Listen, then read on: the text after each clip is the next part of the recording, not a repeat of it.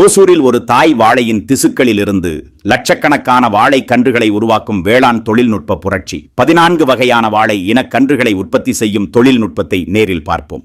ஏராளமான தொழிற்சாலைகள் நிறைந்த ஓசூர் காய்கறி மற்றும் கொய்மலர் உற்பத்தியிலும் தனக்கென ஒரு இடத்தை பெற்றுள்ளது.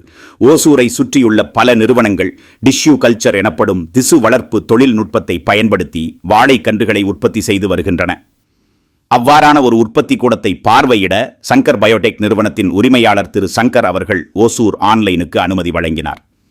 இந்த நிறுவனத்தில் 14 வகையான வாழை இன கன்றுகள் திசு வளர்ப்பு முறையில் உற்பத்தி செய்யப்படுகின்றன என்று அவர் தொடர்ந்து கூறுகையில், ஒரு சிறந்த தாய் வாழையின் திசுக்களிலிருந்து ஒரே மாதிரியான தரத்துடன் லட்சக்கணக்கான கன்றுகள் உற்பத்தி செய்யப்படுகின்றன. இதன் மூலம் சீரான வளர்ச்சியும் அதிக மகசூலுக்கான வாய்ப்பும் கிடைக்கிறது என தெரிவித்தார்.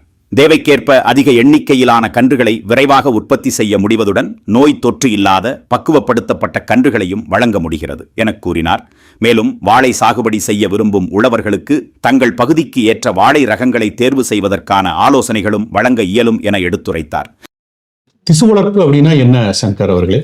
திசு ஒரு நல்ல தாய் செடியிலிருந்து, அதாவது நல்ல மகசூல் தரக்கூடிய தாய் செடியிலிருந்து ஒரு திசுவை எடுத்து பல லட்சக்கணக்கான அந்த செடிகளை உற்பத்தி பண்ணுறோம் சார். அந்த செடிகள் பார்த்தீங்கன்னா நம்ம தாய் செடி என்ன கேரக்டர் இருக்குதோ அதே குணாதிசயங்களில் வரும்.